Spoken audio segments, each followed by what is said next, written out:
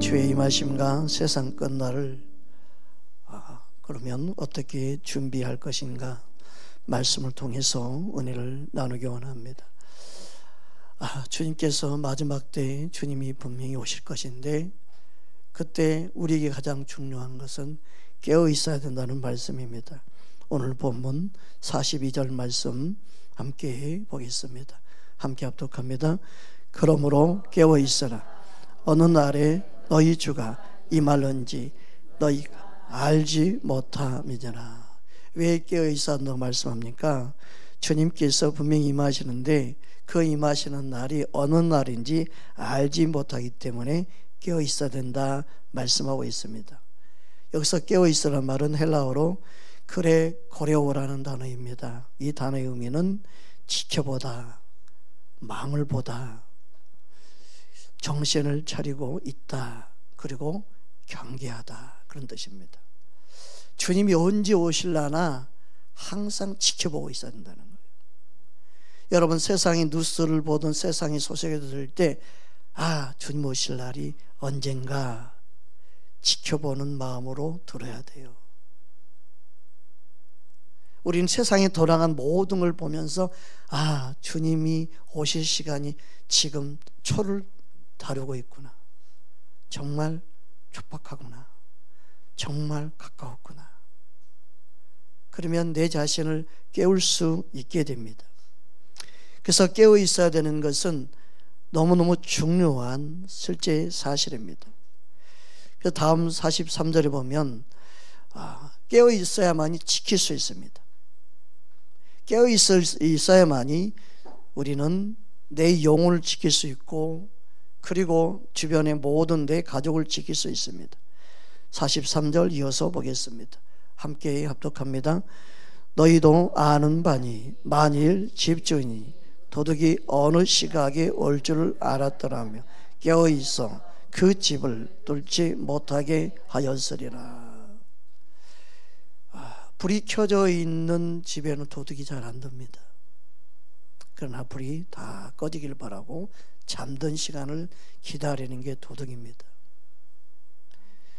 우리 영혼이 깨어 있으면 내 영혼을 잘 지키고 그리고 우리의 가정을 잘 지킬 수 있는 것처럼 주님 오실 날은 깨어 있는 자들에게 너무나 행복하고 기쁘고 주님을 맞이할 준비로 인하여 그 시간이 기다려지는 시간이 되겠지만 잠들어 있으면 모든 걸 도둑들어 빼앗기는 것처럼 자신의 영혼이 다 털려버리고 주님을 만나야 되는 그 만나는 시간을 놓쳐버리게 되면 얼마나 비참하겠습니까?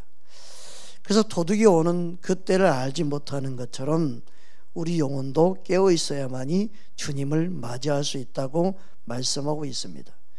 이처럼 주님 오는 시간은 아무도 알지 못합니다. 예수님도 모른다고 말씀했습니다.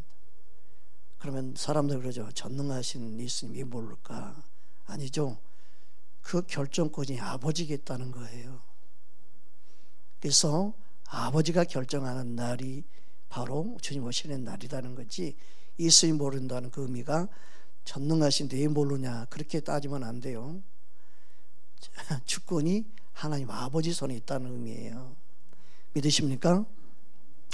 그래서 마가복음 13장 32절 33절을 보면 다음같이 말씀하고 있습니다. 함께 합독합니다. 그러나 그 날과 그때는 아무도 모르나니 하늘에 있는 천사들도 아들도 모르고 아버지만 아시느니라. 주야 알아 깨어 있어라. 그때가 언제인지 알지 못함이라. 그래서 깨어 있는 게 중요하다는 거죠. 한 분이 물었어요. 아니 예수님도 전능하신 하나님이시고 그런데 왜 모르나요? 그럼 전능한 게 아니죠. 그 의미는, 이 말씀 의미는 주권이, 그 결정권이 아버지에게 달려있다는 의미예요. 그래서 우리는 한 영혼이라도 구원받기 원하시는 아버지의 마음을 알아야 돼요. 근데 세상이 악하고 악해져서 더 이상 이 악함이 믿는 자들 핍박하고 박해하고 더 이상 믿는 자들의 그 한 맺힌 울부짖음 기도 소리가 하늘로 올라갈 그때가 주님이 임할 수밖에 없는 거예요. 그래서 우리의 심령 가운데 너무나 잠들어 있는 영혼들을 볼 때 주님이 얼마나 안타까워하신지 그 주님의 마음을 알아야 돼요. 한국교회가요, 평안하다 평안하다 교회마다 깊은 잠들어가고 있습니다. 원수마귀가 교회마다 수면제를 다 뿌리는 것처럼 괜찮아 괜찮아 아직 주님 안 오실 거야 계속 잠들게 만들고 있습니다. 교회마다 점점 더 깊은 잠에 지금 설치고 있고 점점 깊은 잠에 나가 떨어지고 있습니다. 그래서 마지막 때에는요, 교회가 깨어있는가 이게 중요한 거예요. 잠들어 있는 이게 중요한 거예요. 교회가 크냐 작냐 얼마나 재정이 많은가 이게 중요한 게 아니라 잠들어 있는가 깨어있는가 중요해요. 여러분, 우리는 깨어 있어야 될 점이 있습니다. 절대 주님이 교회가 크냐 작냐 이걸 물어본 적이 없어요. 주님이 내게 그렇게 말씀했어요. 요한계시록에 7교회 나오는데 그 교회의 칭찬과 책망이 교회 크고 작고 있지 않다. 주님이 그렇게 말씀했어요. 맞아요. 그렇게 말씀한 적이 없죠. 사실이다 그게. 나는 절대 교회 크고 작고를 보지 않는다. 교회가 깨어있느냐 잠들어 있느냐 주님이 보시는 것은 그게 더 중요하다. 교회 숫자도 나는 보지 않는다. 내가 언제 숫자를 봤냐? 내가 언제 숫자를 가지고 평가했냐? 깨어있느냐 잠들어 있느냐 그게 더 중요하다. 여러분, 시골교회인가 도시교회인가 그게 중요한 게 아니다. 어느 곳에 있든지 거기에서 깨어있는 교회인가. 할렐루야. 우리는 깨어있어야 될 점이 있습니다. 내가 다닌 교회가 얼마나 큰 교회고 얼마나 화려한 교회고 얼마나 잘 지어져 있고 내가 다닌 교회는 지하, 요즘에도 교회가 지하에 있는 교회가 있네요 하는 분도 있더라고요. 지하가 얼마나 좋은데 여러분 낮에 와서 여기 시원해요. 너무너무 시원해요. 마음껏 부릴 수 있고 얼마나 좋은지 몰라요. 제가 교회를 2층 3층 얻으려고 그러면서 기도할 때 나중에 지하를 얻은 다음에 주님 왜 2층 3층을 얻지 못하겠어요? 꼭 굳이 주님이 지하를 얻게 하셨어요. 너의 부르심을 이루기 위해서는 지하보다 더 좋은 것 없다. 마음껏 기도할 수 있지 않니? 마음껏 찬양할 수 있지 않니? 2층 3층은 민원이 많이 들어온다? 주님 그러시더라고요. 그래서 2층 3층 하는 교회에 물어봤어요. 여기 민원 많이 들어요? 아니 목사님 민원이 말해요. 지나간 사람들이요 툭하면 티 잡아가지고요 신고하고 그래요. 찬송가 소리 들린다고 지나가다가. 그렇구나. 주님이 아시고. 네. 여러분, 우리는요 주님의 마음을 알면요 문제가 될 게 아무것도 없어요. 여러분, 하나님이 함께하는 곳에 바로 깨어있느냐 잠들어 있느냐. 주님이 아니 계신 것도 없습니다. 분명히 다 계시는데 깨어있을 때만 주님이 함께함을 느끼고 경험하게 돼요. 잠들어 있으면요 옆에 와서 꼬집어도 모르는 사람 있잖아요. 막 때려도 몰라요. 깊은 영적으로 잠들면요 주님을 못 느껴요. 찬송을 불러도 주님이 안 느껴지는 것, 예배를 들어도 주님이 안 느껴지는 것, 내 영이 잠들어 있지 않나 살펴봐야 돼요. 영적으로 잠들어 있으면요 잠든 상태에서 음식을 먹고 맛보고 즐길 수 없죠. 영적으로 잠들어 있는 사람은 믿음 생활에 재미가 없어요. 기쁨이 없어요. 행복이 없어요. 어떤 감격이 없는 거예요. 그러나 깨어있을 때 맛을 보고 느끼고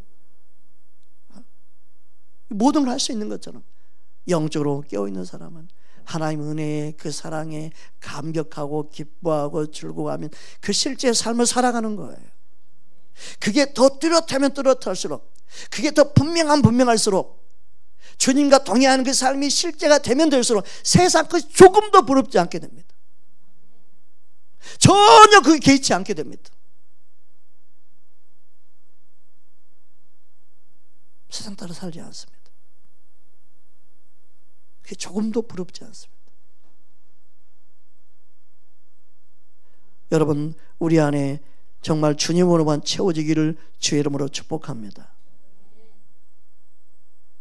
세상에서 멸시천대 받고 별 볼 일 없어도 주님의 살아계심을 믿는 자는 그 영혼이 얼마나 주님께 바르게 반응하는가, 그게 더 귀한 겁니다. 우리 교회 뒤에, 우리 교회 건물에 있는 간판, 새벽기도 간판이 누가 헌금해서 저 간판을 달하게 됐냐면 폐품하는 권사님, 폐품하는 집사님이죠. 그분이 몇 년을 모은 거예요. 폐품을 말아가지고 자신이 저거 하고 싶다고. 이 건물 계약할 때 건물 주인이 못하게 했어요. 주님 그래서 아니 십자가도 못 달게 하는 교회 건물을 여기를 어떻게 해요 주님? 때가 되면은 다 하게 될 거다 그러셨어요. 그래서 그냥 몇 년 놔뒀는데 그 집사님이 그렇게.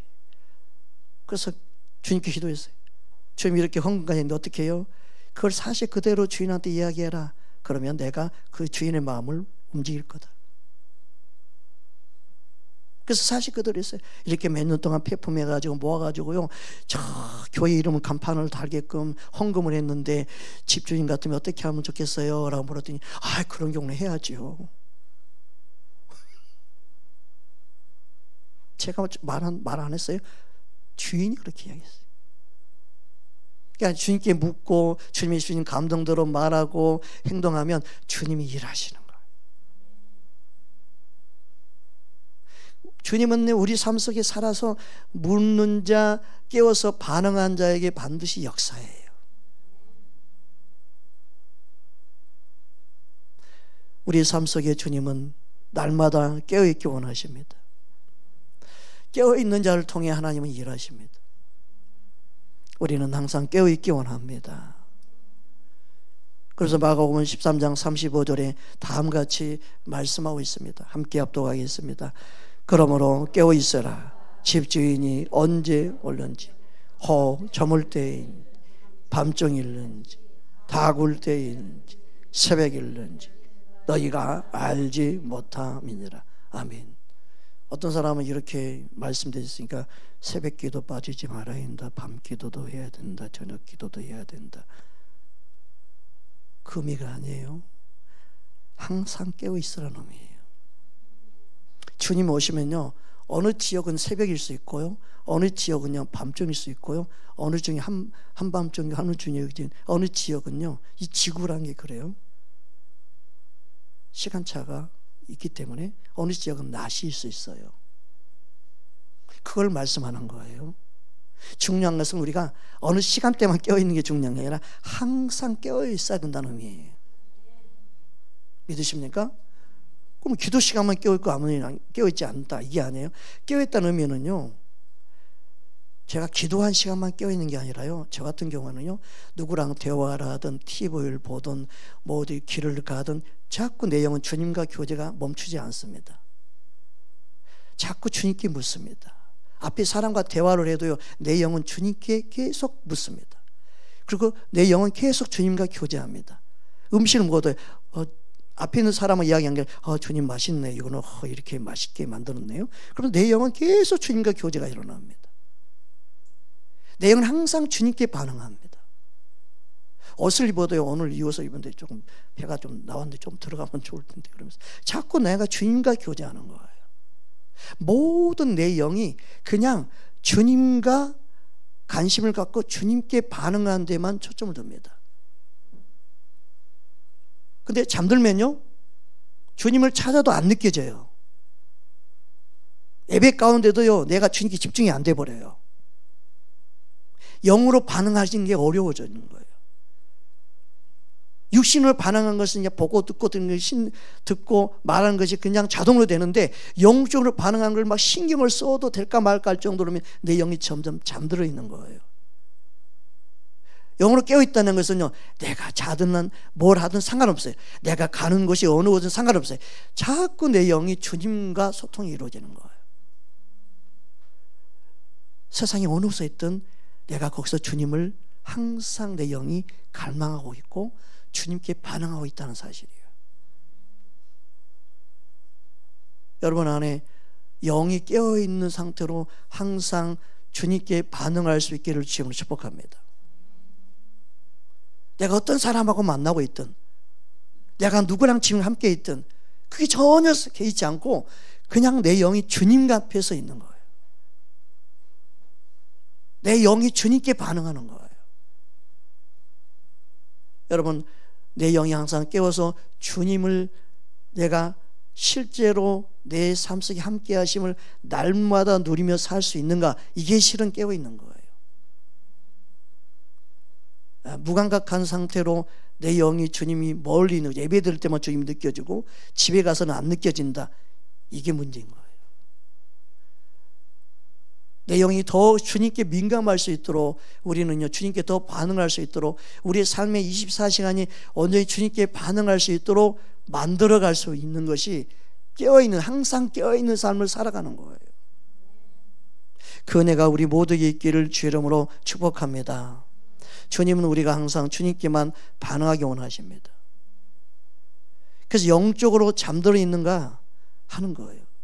그래서 이 말씀은 모든 믿는 자들에게 하신 말씀입니다.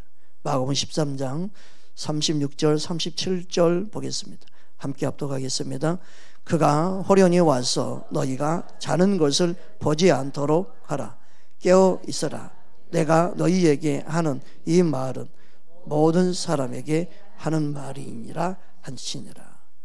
깨어있는 사람은 몇 사람만 깨어있으면 된다, 이게 아니에요. 목회자만 깨어있으면 된다, 이게 아니에요. 믿는 모든 자에게 말씀하는 거예요. 우리 모두가 깨어있어야 돼요. 믿음이 없다 적다가 아니에요. 깨어있는 것은 주님께 바르게 반응하는 마음 자세부터 시작되는 거예요. 우리는 주님께 내용이 깨어있기 원합니다. 그 깨어있다는 것은 영으로 반응하는 거예요. 깨어있다는 것은 주님의 은혜에 반응하는 거예요. 주님의 사랑에 반응하는 거예요. 여러분, 하나님 말씀이 은혜가 되어지는 게 깨어있는 거예요. 찬양이 내가 은혜를 받는 게 깨어있는 거예요. 내가 주의 이름을 부를 때 그 사랑이 느껴지는 게 깨어있는 거예요. 할렐루야. 내 영이 잠들지 않도록 우리는요 깨워야 되고, 내가 깨어있어야만이 다른 영혼도 깨울 수 있어요. 여러분 만나는 사람마다 여러분을 통해 깨어나게 만들어야 되고, 영혼을 깨울 수 있는 자가 되어야 돼요. 그래서 깨어있는 자는 중요해요. 깨어있지 않으면 절대 다른 영혼을 깨울 수 없어요. 잠들어 있는 사람이 다른 사람을 깨우는 거 봤어요? 아니, 나도 잠들어 버렸네. 아이고, 미안. 엄마! 깨워달라는데 왜 못 깨워서? 나도 잠들었다. 야, 미안해. 아빠! 왜? 시간 지났잖아. 나도 잠들었으면 몰라. 아유, 미안. 잠들어 있는 상태는요 절대 다른 사람 깨울 수 없어요. 그래서 상대방을 제발 당신도 좀 깨어있어, 나는 좀 푹 좀 자게, 그게요 안 되는 거예요. 잠든 사람은요 더 깊은 잠이 들면요 깨워도 몰라요. 내 영혼이 깨우고 싶다 해서 깨어나는 게 아니에요. 깨어있는 시간이 우리에게요 많지 않아요. 잠들어 있는 상태는 깨어나지 못해요. 깨어날 수 있을 때 더 깨어있기를 원해야 돼요. 그리고 내가 깨어있어야만 영혼들을 깨울 수 있어요. 잘못된 세상의 모든 가르침들이 들어오면 들을수록 우리 영혼을 나도 모르게 잠들게 만든다는 사실이에요. 여러분, 내가 주님을 뜨겁게 사랑이 뜨게 사람은 그 사랑이 점점 식어지지 않기를 원해야 됩니다.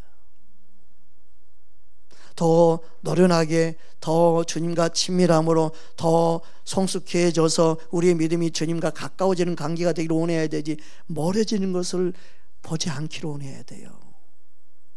내 마음이 둔해지고, 전에는 찬양 한 곡만 불러도 막 은혜의 감격이 있었는데 내 마음이 완악해지고 내 마음이 둔해지고 내 마음에 은혜를 입지 못하고 있다 생각하면 나도 모르게 잠들어 있는 거예요.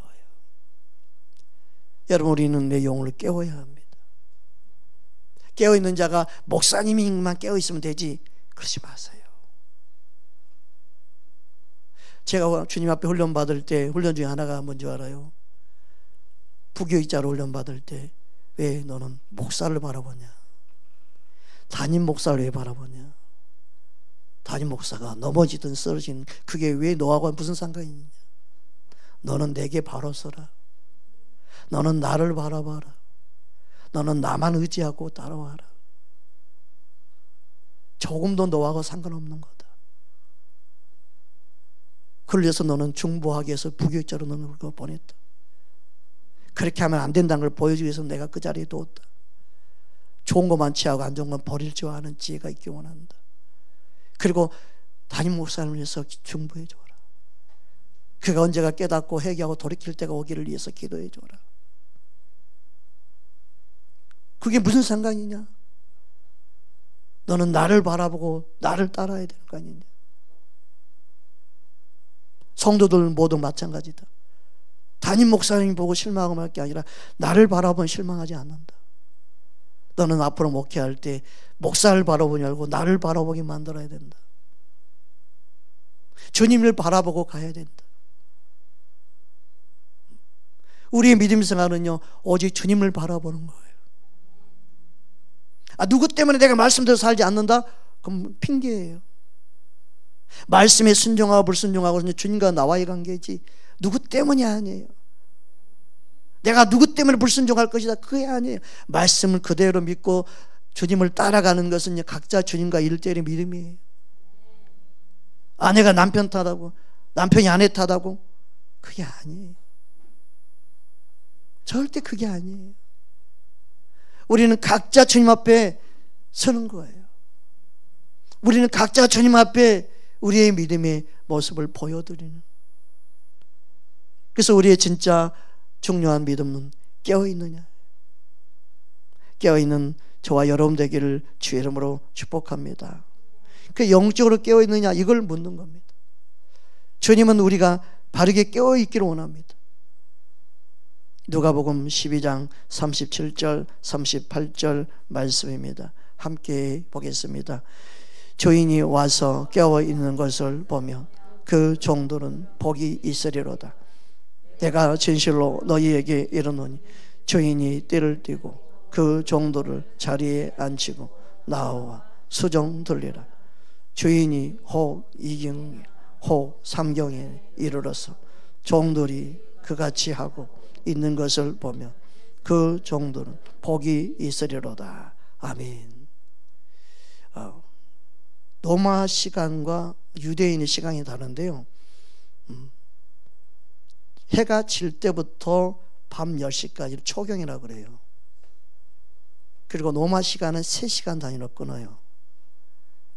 그런데 유대 시간은 4시간 간격으로 끊어서 10시부터 새벽 2시까지는 2경이 돼요. 네. 그 2시 이후부터 해서 해가 다시 뜰 때까지 3경이 돼요. 그러니까 늦은 밤에도 깊은 이 세상이 잠들어 있을 때도, 이 세상이 어두운 가운데서도 깨어있는 자, 세속에 물들지 아니하는 자, 세상에 오염되지 아니하는 자, 세상에 빠져있지 않는 자, 그런 자가 깨어있는 자라는 거예요. 우리는 아무리 이 세상이 깊은 수면에 잠이 들어서 어둠이 이 땅을 덮어도 우리는 깨어서 찬란한 빛을 드러내기 원하십니다. 우리는 예수님을 사랑함으로 더 깨어있는 자 되기를 원합니다. 그래서 깨어있는 자는 그러면 무엇을 어떻게 준비하고 있어야 되는가? 그래야 깨어있는 자가 될 수 있는가? 무엇이 준비되어야 하는가 하는 것입니다. 마태복음 25장 1절 2절 열처녀의 비유에 대한 말씀을 통해서 알 수 있습니다. 우리 함께 보겠습니다. 그때 천국은 마치 등을 돌고 신랑을 맞으러 나간 열처녀와 같다 하리니 그 종의 5은 미련하고 5은 슬기 있는 자라. 분명히 열처녀가 신랑을 맞으러 나갔습니다. 신랑을 맞이함으로 나갔다는 것은 믿음이 생활하는 모든 성도들을 말합니다. 그들이 다 주님 오실 것을 알고 믿고 그리고 그 주님 오실 날을 맞이 나간 거예요. 그런데 중요한 건 뭐냐면 슬기 있는 자와 미련한 자로 나누고 있다는 사실이에요. 슬기 있는 자는 누구이고 미련한 자는 누구인가? 그래서 우리가 슬기 있는 자가 되어야 된다고 해서 말씀하고 있습니다. 이어서 3절 4절 이어서 보겠습니다. 함께 합독합니다. 미련한 자들은 등을 가지되 기름은 가지지 아니하고 슬기 있는 자들은 그릇에 기름을 담아 등과 함께 가져갔더니 동일하게 등은 가지고 있어요. 동일하게 등은 가지고 있는데 기름이 준비됐느냐 하는 겁니다. 그러면 사람들이 이걸 해석할 때 대부분이 주석이나 모든 해석이 등이 뭔가 기름이 뭔가 거기에만 관심을 갖고 있습니다. 근데 등과 기름을 해석하기 이전에 더 중요한 것은 미련한 자와 슬기인 자가 누구인가예요. 미련한 자가 누구이고 슬기인 자가 누구인가, 이게 더 중요한 거예요. 미련하기 때문에 등만 가지고 있고 슬기로운 자는 슬기롭기 때문에 등과 기름을 가지고 있는 거예요. 주체를 놓치면 안 돼요. 그럼 미련한 자가 누구이고 슬기인 자가 누구인가 하는 것입니다. 자, 미련하다는 것은 헬라어로 모노스라는 단어인데요, 어리석은 자, 우둔한 자예요. 여러분, 우둔하고 어리석은 건 뭐예요? 주님을 아는 빛이 없는 거예요. 깨닫는 총명이 없는 거예요. 주님과 교제함으로 주님을 아는 자가 돼야 되는데 주님을 교제하는 삶이 없는 거예요. 그럼 등은 뭐예요? 보여주는 그냥 면목상의 성도, 종교인, 그냥 신앙생활하는 자가 미련한 자는 의미예요. 그럼 여기서 말하는 등은 뭐예요? 그냥 보이기에는 그리스도인이고 보이기에는 하나님의 자녀인 것 같은데 진짜 주님과 바른 교제를 하지 않는 상태에 있는 성도들을 말하겠죠. 즉 면목상의 성도, 대강 신앙생활을 하는, 전혀 주님을 알지 못하는, 그냥 지식으로만 알고 주님에 대해서 정보로만 알지 전혀 사랑을 나눈 적이 없는 그 상태를 말하는 거예요. 슬기 있는 자는 헬라어로 포로니모스라는 단어인데 지적이고 통찰력 있고 사려 깊고 총명한, 주님을 아는 총명이 임해 있는 거예요. 주님의 마음을 깨닫는 은혜가 임해 있는 거예요. 할렐루야. 여기서 벌써 달라지는 거예요. 등이 뭔가 기름이 뭔가 이전에 미련한 자, 지혜로운 자를 나누고 있다는 거예요. 이게 해석이 안 되면 등과 기름을 잘못 해석할 수 있는 거죠. 주님이 저에게 깨닫게 한 거예요. 이 말씀 해석할 때 중요한 것은 미련한 자인가 지혜로운 자, 슬기로운 자인가. 그래서 마태복음 안에서 지혜로운 자의 해석은 어떻게 해석되고 있고 같은 단어가 쓰여진 문맥을 한번 살펴보겠습니다. 마태복음 7장 24절 27절 말씀입니다. 함께 합독하겠습니다. 그러므로 누구든지 나의 이 말을 듣고 행하는 자는 그 집을 반석에 지은 지혜로운 사람 같으리니 비가 내리고 창수가 나고 바람이 불어 그 집에 부딪히되 무너지지 아니하나니 이는 주초를 반석위에 놓은 까닭이요 나의 이 말을 듣고 행하지 아니하는 자는 그 집을 모래 위에 지은 어리석은 사람 같으리니 비가 내리고 창수가 나고 바람이 불어 그 집에 부딪히며 무너져 그 무너짐이 심하니라.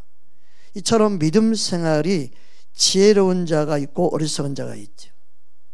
동일하게 미련한 자가 있고 슬기로운 자, 지혜로운 자가 있다는 거예요. 그래서 열천이 비유해서 같은 마태복음 문맥상 말씀하기 원하는 것은 지혜로운 건축자로 살아가는 삶이 있느냐 하는 거예요. 동일한 메시지가 흐르고 있는 거예요. 그래서 우리의 믿음 생활은 종교적이 되면 안 돼요. 형식화가 되면 안 돼요. 예배를 드리는 거야 만족하지 말고 주님을 알기 원해야 돼요.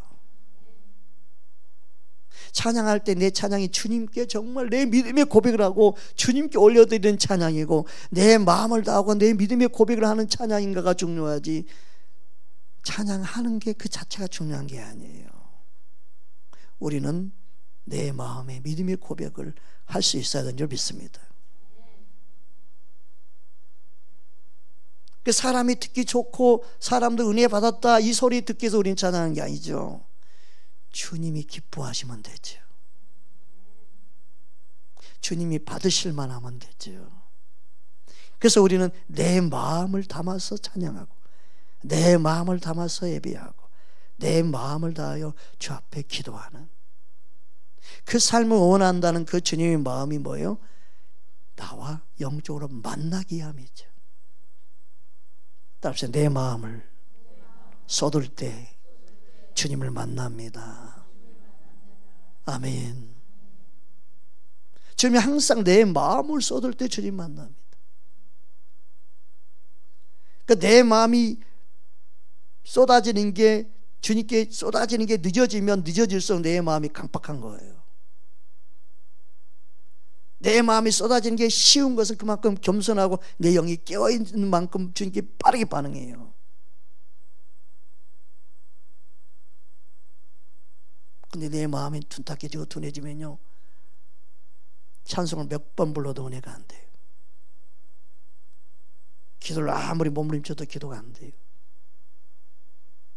둔해져 있는 거예요. 여러분 우리는 내 영이 깨어있도록 잠들지 않도록 항상 내 영혼을 살펴야 될 줄 믿습니다. 그래서 믿음 생활에 중요한 것은 주님을 알고 주님을 내가 닮아가기 원하는 것, 주님의 사랑이 느껴진 만큼 주님의 은혜가 느껴진 만큼 내 안에 변화를 일으킵니다. 제일 안타까운 게 뭔지 알아요? 수십 년 만에 만났는데 그때 그 완악한 마음이 그대로구나. 어떻게 생각도 하나도 안 변했을까? 예수님을 그렇게 믿었는데 와 어떻게 이렇게 모를까? 주님의 마음을 이렇게 모를까? 아직도 어떻게 자기 남편만 탓하고 있을까? 자신의 문제를 아직도 보지 못할까? 아직도 어떤 사람은 자기 아내만 탓할까? 왜 자신을 못 볼까? 말씀의 고를 통해서 내 자신을 보라고 주신 말씀인데 여러분 말씀을 통해 내 자신을 보아야 되죠.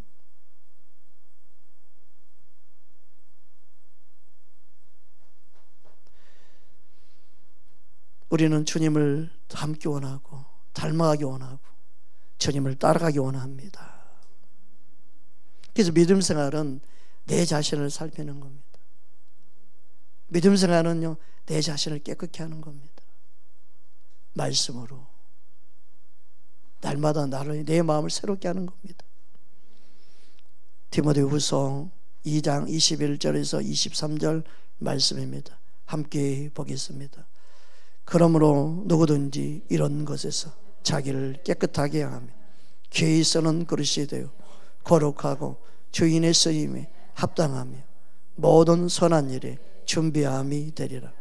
또한 너는 청년의 정욕을 피하고 주를 깨끗한 마음으로 부르짖는 자들과 함께 의와 믿음과 사랑과 화평을 따르라. 어리석고 무식한 변론을 버리라. 이에서 다툼이 나는 줄 알미라. 그래서 23절 어리석고 무식한 변론을 버리라는 거예요. 마음이 더러워진 상태에서 이런 모습이 나오지. 믿음 생활에 있어서 이것은 내 마음이 깨끗해진 상태와 더러운 상태를 비교하고 있는 거예요. 그래서 어리석은 자와 미련한 자는 마음이 더러움에서 나오는 거죠. 즉 예수님이 내 안에 함께 하신 그 은혜와 사랑을 모르기 때문에 그냥 육신의 생각으로 살아가는 삶의 모습인 거죠. 진짜 믿음 생활은 내 안에 주님이 함께 하심을 믿고 경험하며 살아가는 거예요.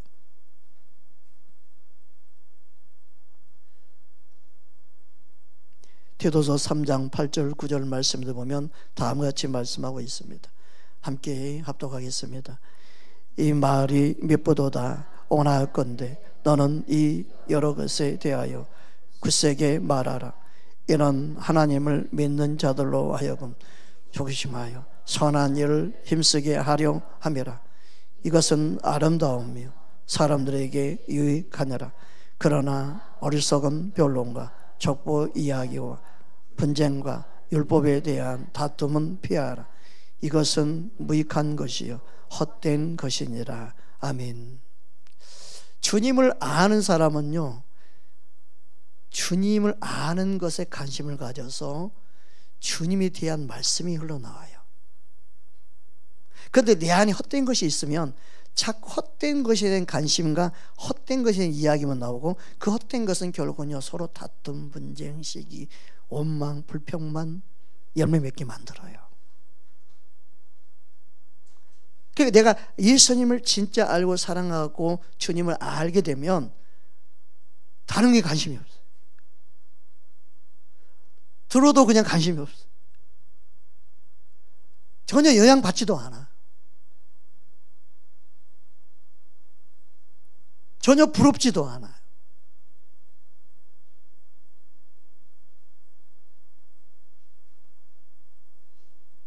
많은 분들이 주변에 여행 갔다 온 이야기, 어디 갔다 온 이야기, 뭘 가진 이야기 다 이야기하지만 전혀 그게 귀에 안 들어와요. 듣고는 있지만 전혀.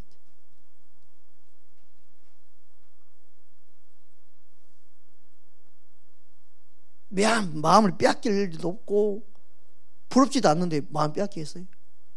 관심도 없는데 그게 빼앗기겠어요, 마음을?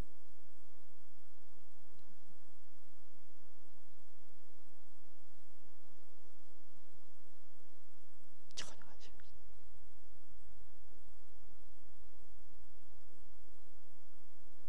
여러분, 우리는 주님 앞에서 내가 무엇을 더 소중히 여기고 살고 있는가? 무엇이 내게 더 귀한 건가?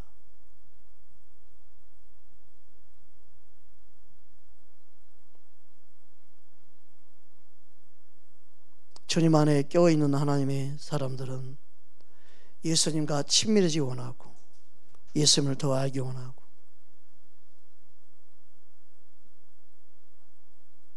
온통 그냥 예수님께 관심이 더 많습니다.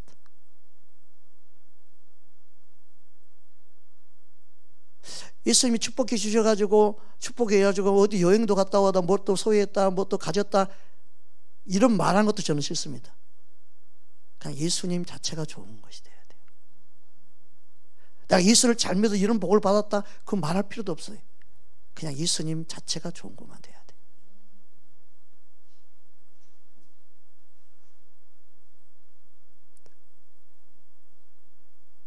여러분, 주님이 주시는 은혜가 말로 할 수 없이 실은 많습니다. 저에게도 간증 말로 할 수 없이 많습니다.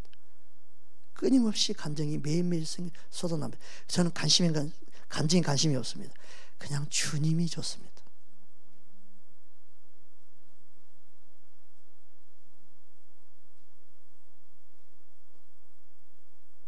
간증 때문에 주님 놓칠까 봐도 걱정해도 간증 안 합니다. 그냥 주님이 가장 귀하고 소중합니다.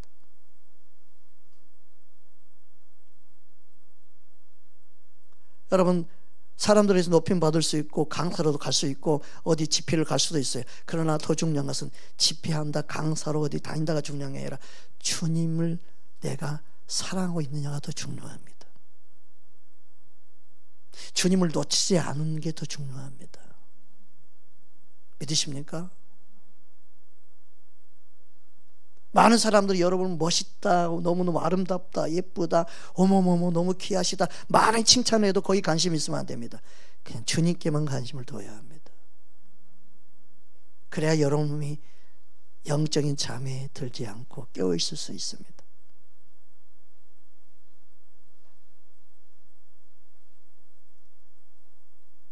저는 마귀한테 그럽니다. 세상 모든 거 다 줘도 나 관심 없다? 난 주님께 관심이 있다. 진짜? 마귀가 다 갖다 줄려.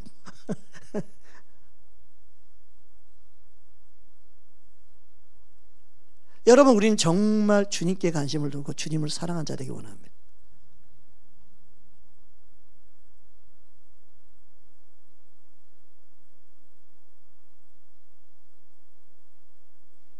목사 앞에서 세상 것을 자랑한 사람이 제일 불쌍해 보일 수 있어야 되는데 자신이 그걸 모르고 목사 앞에서 자신의 것을 자랑하고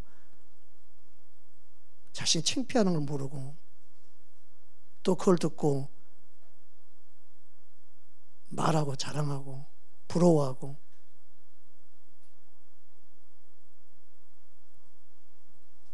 교회는 세상이 아닙니다. 교회는 세상이 돼도 안 됩니다. 교회는 세상께 통하면 안 됩니다.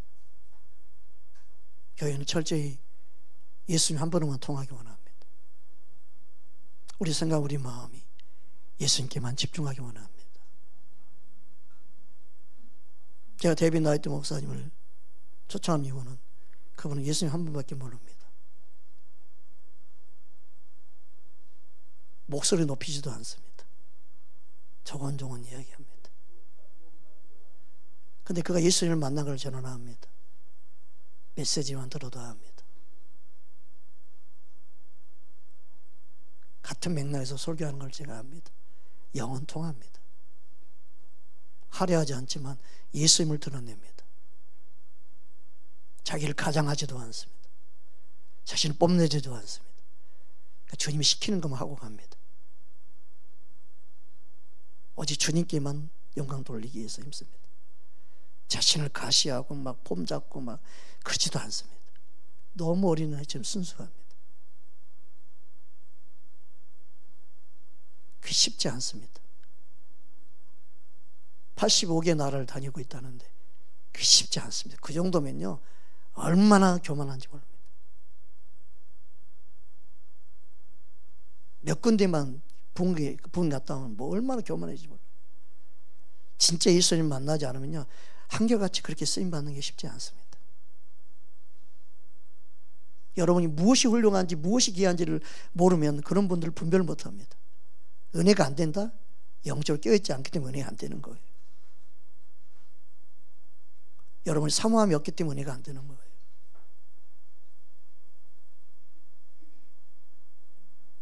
그냥 그 음성에서 주의 음성이 느껴질 정도로 주님과 친밀한 분입니다. 사람도 은혜를 내 수준에 맞는 것을 이야기하면 은혜가 된다 생각합니다. 절대 그러지 않습니다. 말씀과 일치되면 그게 은혜가 돼야 됩니다. 그만큼 이 세상이 점점 좀 오염되어 가고 있습니다. 진짜가 진짜로 보이지 않는 세계로 오염되어 가고 있습니다.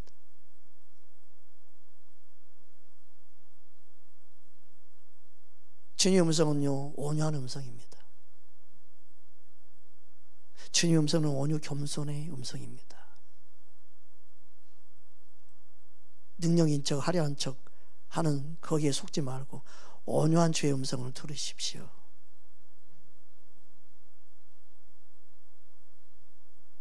우리는 주님이 무엇을 원하는지 알고 주님과 친밀한 그런 공동체가 되기 원합니다. 영적으로 깨어있는 자의 삶은 모이기를 힘쓰게 되어 있습니다. 히브리서 10장 24절 25절 말씀 보겠습니다. 함께 합독하겠습니다. 서로 돌아보아 사랑과 선행을 격려하며 모이기를 폐하는 어떤 사람들의 습관과 같이 하지 말고 오직 권하여 그날이 가까움을 볼수록 더욱 그리하자. 아멘. 영적으로 깨어있는 사람은 모이기를 절대 폐하지 않습니다. 어떤 모임이요? 영적인 주님의 임재를 풀어놓을 수 있고 영적인 주님과 교제 교통할 수 있는 그런 모임. 소중한 거예요. 너무너무 귀한 거예요. 교회마다 모임은 많은데 어떤 모임이요? 친목 모임, 등산, 낚시, 동호회, 목자, 먹방 모임부터 모든 교회에 많은 모임이 있는데요, 육신의 것에 불과한 거예요. 그게 필요 없는 건 아니에요. 어느 정도 필요해요. 그런데 그게 전부가 되면 안 되죠. 모임의 이유가 목적이에요. 예수님이 그것만 우리에게 중요한 거 아니잖아요. 영적인 게 더 중요하죠. 영으로 반응하는 게 더 중요하잖아요. 근데 그 사람들이 그 모임은 기쁨을 오는데요, 영적으로 반응한 예배는요, 예배나 영으로 반응하는 그런 집회나 영적으로 살리는 그런 집회는요, 점점점 싫어합니다. 점점점 길을 닫아버립니다. 영으로 내가 더 반응하면 주님이 더 나에게 뭔가를 요구한다는 생각만 갖습니다. 내가 영으로 더 깨워서 반응하면 내게 주님이 더 많은 걸 요구하고 더 많은 내 시간을 빼앗아가고 내 인생을 빼앗아갈 수 있어. 그러니까 이 정도 선에서만 내가 믿음 살 거야. 이게 얼마나 악한 건지 몰라요. 주인이 누구예요? 자신이 주인 되어 있는 거 아직도. 예수님이 주인 되었다는 것을 인정하지 못하는 거죠. 그게 내 인생 너무너무 노터치, 그만 터치하세요. 내 인생을 더 이상 터치하지 마세요. 여러분, 믿음 생활은 예수님과 십자가에 죽는 겁니다. 죽고 나는 없는 거예요.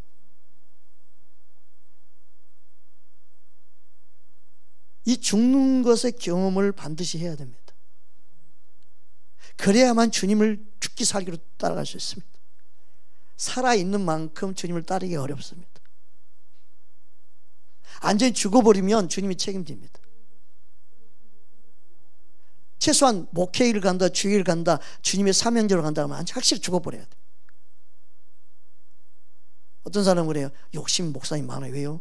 자녀 그렇게 많이 난. 아이고, 죽었으니까 난 거예요. 저는 주님 말씀에 순종해서. 주여, 안 죽었으면요 못 났어요. 저는요 죽었으니까 순종하고 난 거예요. 저는요 자녀의 약속 요맘도 없었어요. 딱 둘로 끝냈다니까요. 저희 사모 뒤에 있지만 병원 가서 수술까지 해버렸어요. 애 안 생기게. 근데 주님이 말씀하고 주님이 너무하는 거 아니에요. 요즘에 애를 지금 하나만 나서 잘 기르자 캠페인을 모르세요. 둘도 지금 많다고 그래요.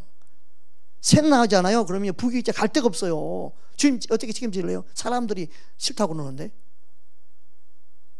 그것도 주님이 나라. 진짜 어떻게 막 그래서 그 나 혼자 나는 게 아니잖아요. 아내 응답 받으세요. 아내가 어느 날 주님이 그런 감동을 줬다고 그래요. 그래요? 알았어요, 주님. 그러면 아내니까 또 같은 마음을 가져서 또 응답이 같이 임할 수도 있으니까 제3자를 통해 응답받게 했어요. 그러면 내가 순종하겠습니다. 세상에 어떤 분이 지나가다가 들렸네.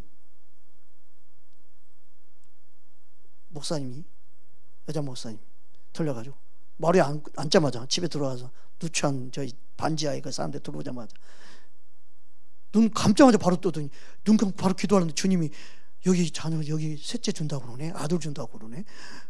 어머, 내가 그때 두 손 두 번 다 들었어요. 학증을 제가 그만큼 제가 보통 고집 센 게 아닌데. 주님 알았어요. 그럼 순종해야죠. 뭐 알았어요. 그래서 아내 이제 병 가서 풀고 오라고. 애 못 나게 그냥 막아놨던 거 풀고 오고. 세상에 그때부터 바로 생긴 거 아니에요. 제 아내는요 하나 낳자마자 그 다음부터요 병원 가서 수술하라고 나보고. 수술하러 가는데 두려운 마음을 줘가지고 예약까지 했는데 수술을 날짜 잡아놨는데도 또 두려운 마음을 줘가지고 알았어. 내가 나도 그래. 나도 낳고 싶지 않아. 주님이 두려운 마음 주니까 못 가는 거예요. 근데 이걸 저때기도 무섭게요. 다음 생겨서 줄줄이 4명이 생겼잖아요. 아 주님 너무한 거 아니에요? 그동안 불순종했다가 한꺼번에 이렇게 줄줄이 나면 돼요? 여섯 생긴 다음에 어느 정도 기간이 지났는데 안 생기는 거예요. 그래서 주님께 물었어요. 이제 끝인가요? 기분 좋아가지고 이제 끝인가요? 와 그랬더니 주님 뭐라고 하는지 알아요? 너 생각해봐라. 너희 아내가 애를 4명 연속 낳았는데 몸이 얼마나 힘들겠냐. 그러니까 그 음성이 들린가 동시에 뭐라고 하죠? 아니 그러면 회복되면 또 주신다는 거예요? 그랬더니 아무 말씀 없었어요. 그랬더니 몇 년 지나고 회복이 되니까 7째, 8째가 생기는데 8째 낳았을 때 교회 개척을 했어요. 집에서.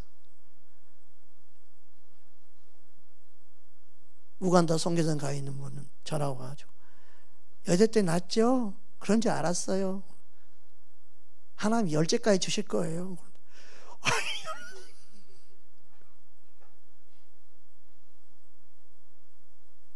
그래서 내가 개척했을 때 주님께 그랬어요. 주님 해도 너무합니다. 이제 개척까지 했는데 깐난 애기들 저기 누워있고 저 뭐예요? 영적인 자녀 낳겠습니다. 육신의 자녀는 곧 낳으면 좋겠습니다. 그때서 주님이 그럼 알았다 그러시더라고요. 그러더니요 아무 좋지 않지 했어요. 안 생기게 하시더라고요. 그래서 주님이 이끄시고 인도하심 따라 살아온 거예요. 셋째 낳았을 때 주님께 기도했어요. 셋째 낳았다고 목사님들 주변에 막 얼마나 또 막 비아냥거리고 요즘 어떤 세상인데 셋째 깔 또 임신돼 있다고 막 임신되어 있는 상태에서 또 놀리는 거예요. 또. 주변 목사님들이 하나님 주님이 음성을 듣고 학생에 낳았는데 이 사람들이 그냥 또 미경이다 야망이다 셋째 임신돼 있다 막 그래 하나님 환경적으로 주님 보여주세요. 셋째 하나님 뜻이라는 걸 보여주세요. 그런 기도가 여기서 나오더라고요. 방언 내가 기도하면 통변을 하는데 환경적으로 하나님 뜻이 셋째가 하나님 뜻이라는 걸 학정을 보여주세요. 그런 기도가 나왔어요. 근데 실제로 학정을 보여준 게 뭔지 알아요? 내년도 낳는 셋째부터 무상교육 실시됩니다. 그게 셋째부터 우리 집에 셋째부터 적용된 거예요. 20년 전 이야기죠. 환경적으로 보여주셨어요. 여러분 말로 할 수 없어요. 주님이 인도하시면 실제예요. 실제 삶. 여러분 우리는 주님과 친밀해지기 원해야 됩니다. 그냥 대강대충이 아니라 실제로 살아계신 나의 주님, 나의 하나님 되기 원합니다. 그분은 지금도 살아 역사합니다. 우리 새벽교회가 초대교회 모습을 회복하기 원하는 그 친밀함이 있기를 원합니다. 한 군데만 더 말씀 나누고 다음에 말씀 나누겠습니다. 우리 사도행전 2장 42절 47절 말씀 보겠습니다. 우리 함께 합독합니다. 그들이 사도의 가르침을 받아 서로 교제하고 떡을 떼며 오로지 기도하기를 힘쓰니라. 사람마다 두려워하는데 사도들로 말미암아 기사와 표적이 많아 나타나 믿는 사람이 다 함께 있어 모든 물건을 서로 통용하고 또 재산과 소유를 팔아 각 사람의 필요를 따라 나눠주며 날마다 마음을 같이하여 성전에 모이기를 힘쓰고 집에서 떡을 떼며 기쁨과 순전한 마음으로 음식을 먹고 하나님을 찬미하며 또 온 백성에게 찬송을 받으니 주께서 구원받은 사람을 날마다 더하게 하시니라. 아멘. 교회 공동체는 껴있는 교회 공동체의 모습입니다. 초대교회의 모습이 껴있는 교회 공동체의 모습입니다. 오로지 기도에 힘썼습니다. 그리고 그들이 함께 모여서 사랑을 나누었습니다. 교제를 나누었습니다. 여러분, 영적으로 충만하면요, 내 것을 나누고 싶은 마음이 생깁니다. 영으로 반응하는 사람, 육신의 것이 필요한 자에게 주고 싶은 마음이 생깁니다. 실제로 그렇습니다. 더 필요한 사람이 뭔가 주고 싶은 마음이 생기는 거예요. 교회 공동체가 하나님의 사랑에 바르게 반응하고 영적으로 깨어있게 되면요, 서로가 서로 주고 싶은 마음이 생기는 거예요. 이게 너무너무 중요합니다. 주님이 제게 주신 마음은요, 여러분께 빼앗기 아니라 교회에서 뭔가 여러분이 주고 싶은 마음이. 어저께였으면 권사님들이 하더니, 목사님 그만 주고 주려고만 하지 말고 조금 뭔가 좀 생기면 자꾸 주려고만 하세요.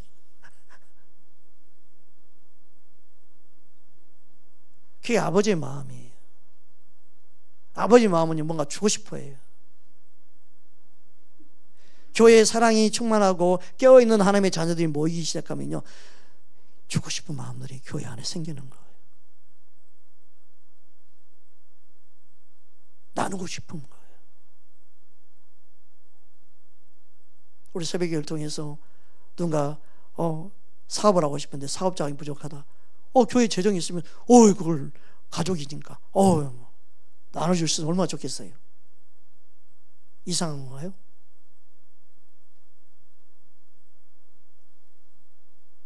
부모가 자녀에게 나눠준 것처럼 교회 성도들도 나눠줄 수 있어야지. 그래, 뭐 한번 해봐라. 그래, 우리가 기도하자 같이.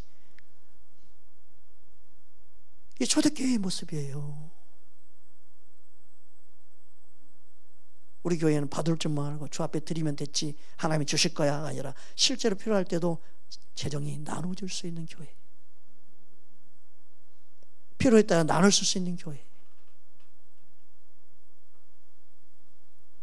그런 교회가 되면 얼마나 좋겠습니까? 뭔가 힘이 되어 있을 수 있는 교회, 일어설 수 있는 힘이 될 수 있는 교회.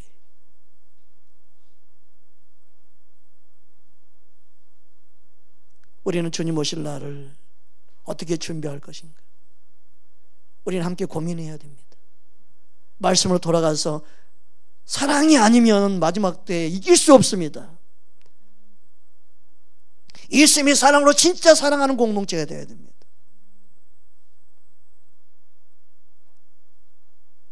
다음 시간 이어서 말씀을 나누겠습니다. 말씀 붙잡고 함께 기도하기 원합니다. 주님 오실 날을 준비하기 원합니다. 점점 이 세상이 이기적이 되어갑니다. 자신밖에 모릅니다. 부모도 모릅니다. 형제도 몰라봅니다. 점점점 교회가 세속화되어 가고 있습니다. 우리는 초대교회 회복해야 합니다. 사랑을 회복해야 합니다. 힘이 되어줄 수 있고 믿음이 흔들리지 않도록 붙잡아줄 수 있는 그런 공동체가 되기 원합니다. 주님의 마음이 없이는 불가능합니다. 주님 앞에 깨어있지 않으면 불가능합니다. 초대교회는 피로를 나누어 쓸 정도로 깨어있었습니다. 오직 주님 한 분으로 만족했기 때문에 가능합니다. 우리 안에 그 은혜가 임하기 원합니다. 함께 기도하며 나아갑니다.